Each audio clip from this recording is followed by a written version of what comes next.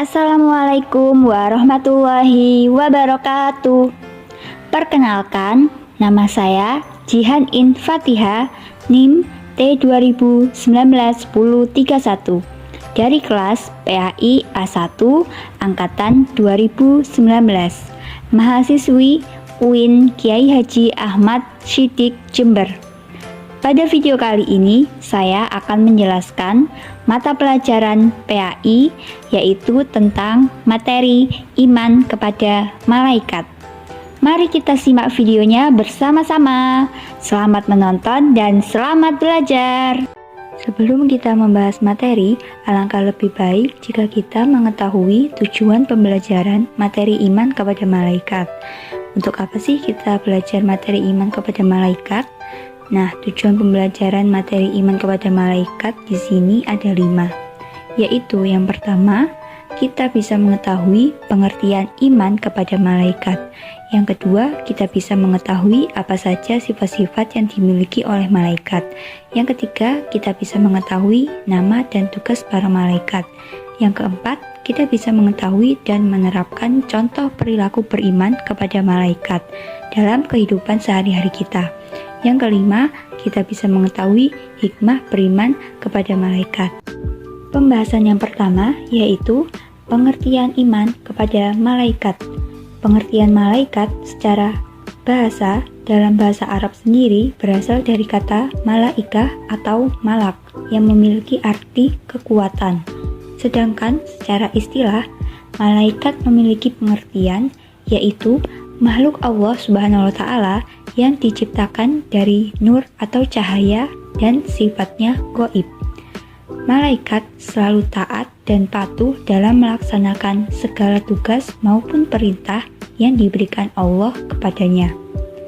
Iman kepada malaikat adalah bagian dari rukun iman. Iman kepada malaikat di sini maksudnya adalah meyakini adanya malaikat, walaupun kita tidak dapat melihat malaikat. Kemudian meyakini bahwa malaikat itu adalah salah satu makhluk ciptaan Allah Subhanahu wa Ta'ala, dan meyakini jika malaikat itu ada dan senantiasa mengawasi perbuatan baik dan perbuatan buruk yang dilakukan oleh setiap manusia. Pembahasan yang kedua yaitu sifat-sifat malaikat. Malaikat sebagai makhluk Allah Subhanahu wa Ta'ala juga memiliki sifat tersendiri. Malaikat memiliki sifat dan karakteristik yang berbeda dengan makhluk Allah yang lainnya. Nah, di sini terdapat 7 sifat yang dimiliki oleh malaikat, yaitu yang pertama, malaikat selalu patuh kepada Allah Subhanahu wa Ta'ala dan tidak pernah berbuat maksiat kepadanya.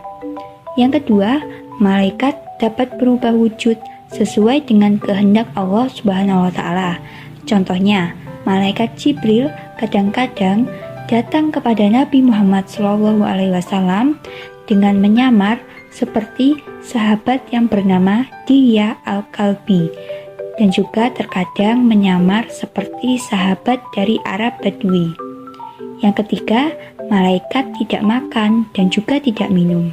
Yang keempat, malaikat tidak memiliki jenis kelamin. Yang kelima, malaikat tidak pernah letih dan juga tidak pernah berhenti beribadah kepada Allah Subhanahu wa Ta'ala. Yang keenam, malaikat senang mencari dan mengelilingi majelis zikir. Dan yang ketujuh, malaikat berdoa bagi hamba yang duduk menunggu sholat berjamaah. Pembahasan yang ketiga yaitu nama dan tugas malaikat. Di sini ada 10 malaikat yang wajib kita ketahui dan kita yakini. Antara lain, yang pertama, malaikat Jibril. Malaikat Jibril bertugas untuk menyampaikan wahyu kepada nabi dan rasul. Yang kedua, malaikat Mikail. Malaikat Mikail bertugas untuk memberi rezeki kepada seluruh manusia. Rezeki di sini dalam bentuk segala hal, seperti mengatur kesejahteraan manusia, mengatur awan, menurunkan hujan, melepaskan angin, dan lain sebagainya. Yang ketiga, malaikat Israfil. Malaikat Israfil bertugas meniup sangkakala saat dimulainya kiamat hingga saat hari berbangkitnya manusia di padang mahsyar. Yang keempat, malaikat Israil. Malaikat Israil bertugas mencabut nyawa seluruh makhluk hidup, baik manusia, jin, iblis, maupun setan, apabila telah tiba waktunya. Yang kelima, malaikat munkar. Malaikat munkar bertugas menyanyai orang yang sudah meninggal yang berada di alam kubur. Yang keenam, malaikat nankir. Malaikat nankir bertugas menyanyai orang yang sudah meninggal yang berada di alam kubur. Yang ketujuh, malaikat rokib.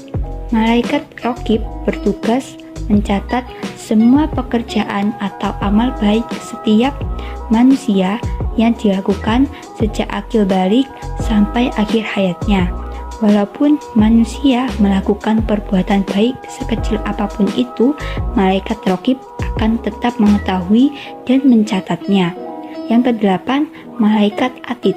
Malaikat atid bertugas mencatat semua pekerjaan atau amal buruk yang dilakukan oleh manusia sejak akil balik sampai akhir hayatnya.